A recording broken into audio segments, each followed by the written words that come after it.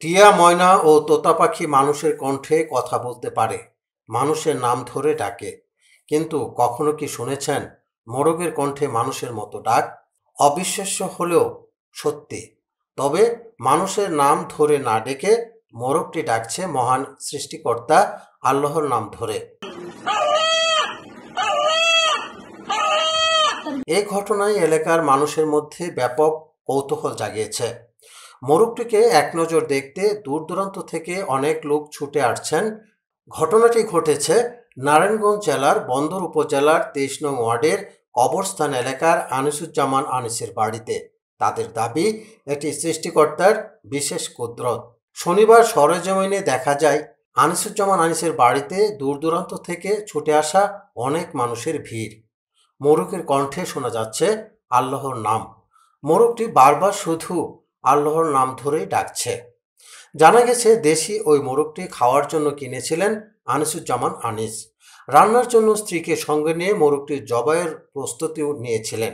ঠিক তখনই মোরগের কণ্ঠে আকস্মিক শোনা যায় আল্লাহ আল্লাহ ডাক। মোরগের ডাক শুনে অবাক হন মোরগের মালিক আনিস ও তার স্ত্রী। মোরগটির ক্রেতা আনিসুজ্জামান আনিস জানান, বৃহস্পতিবার তার বাড়ির সামনে এক ব্যক্তি 4 থেকে 5টি মোরগ বিক্রি করছিলেন। তা দেখে মোরগটি দামাদামি করে 600 টাকা কেনেন তিনি।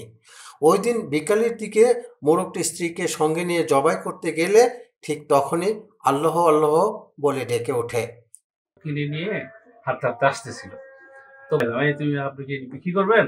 হ্যাঁ বিক্রি করবো। আমি তো মোরগটা নিব, আপনি মুরগি নেব? তাহলে নিতে পারেন। পরে বললো যে দাম কত? বললো যে 800 টাকা। আমি বললাম যে না, 500 টাকা দেবো, আমার দেন। পরে 600 টাকা নিয়ে মুরগিওয়ালার পাশে এমন বাসা পর্যন্ত আনছি, আনিয়া তাদের 600 টাকা দিয়ে দিছি। জবাই করতে নিছি, এই তখন মুরগি তো এইভাবে ডাকা শুরু করেছে, আল্লাহ আল্লাহ করে ডাকা শুরু করেছে। যতবার এই বডি নিয়ে যাই ততবার এই আল্লাহ আল্লাহ আল্লাহ ডাকতেছে। তখন থেকে অনেকক্ষণ মোরগটি আল্লাহর নাম ধরে ডেকেছে। প্রথমবার জবাই না করে পরে রাতে আবার নিয়ে যান আনিস। তখনও একইভাবে মোরগটি অনেকক্ষণ ধরে আল্লাহর নাম ধরে ডাকতে থাকে। যেহেতু মোরগটি আল্লাহর নাম ধরে ডাকছে, তাই সেটি লালন পালনের সিদ্ধান্ত নিয়েছেন আনিস।